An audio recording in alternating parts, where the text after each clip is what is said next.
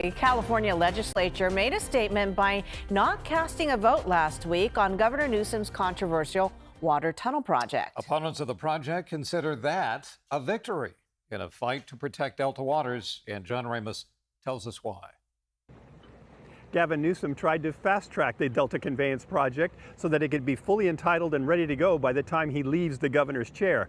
But now that that effort has stalled in the legislature, it's raising questions about when or if the project will be built.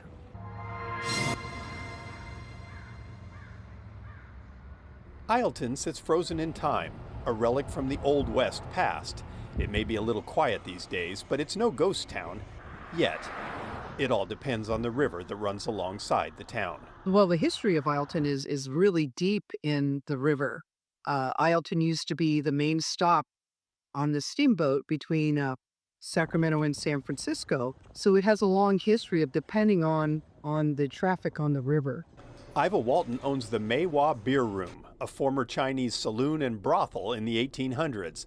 The whole town relies on people visiting the Delta, and the proposal to bury a giant tunnel to siphon off billions of gallons of water farther up the Sacramento River to send to Southern California cities and Central Valley farms has drawn the ire of many people living along the Delta. I think in general people are aware that it would be bad for the environment, for the property, the land, and the tourism that comes out here. If the tunnels were to drain a lot of the water from here, it just seems ridiculous to take from something that is a fragile environment. There has to be other options. Still, Governor Newsom has made it his key climate resilience initiative. One of the most important projects in the United States of America. In his May budget revise, he included a pair of bills that would make things go faster by exempting it from CEQA, simplifying permitting, allowing the state to acquire land, authorizing bonds to pay for the project, and limiting future legal challenges to the tunnel. His office released a statement saying, quote, "For too long, attempts to modernize our critical water infrastructure have stalled in endless red tape, burdened with unnecessary delay. We're done with barriers. Our state needs to complete this project as soon as possible so that we can better store and manage water to prepare for a hotter, drier future. Let's get this built." Barriers are put in its way, those barriers being the state's laws that everyone else needs to comply with. But the governor seems determined to try and circumvent those laws to get his tunnel built. John Rosenfield is with San Francisco Baykeeper, one of the groups opposing the tunnel for the damage they think it would inflict on already faltering fish populations downstream in the Delta.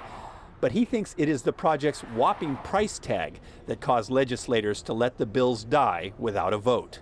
I think it means there's not a lot of support for the Delta Conveyance project. I think the majority party, which is the governor's own party in the legislature, is rightfully concerned about the cost of living, and taking on another $60 to $100 billion project that doesn't really address our problems that would still require yet more money to address is not a winning proposition at this time or ever.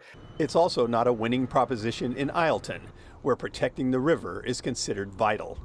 It's an amazing place, and I would hate to see it go away. The project will have to undergo the normal approval process, at least for now. There are major political forces at work from people who aren't accustomed to taking no for an answer.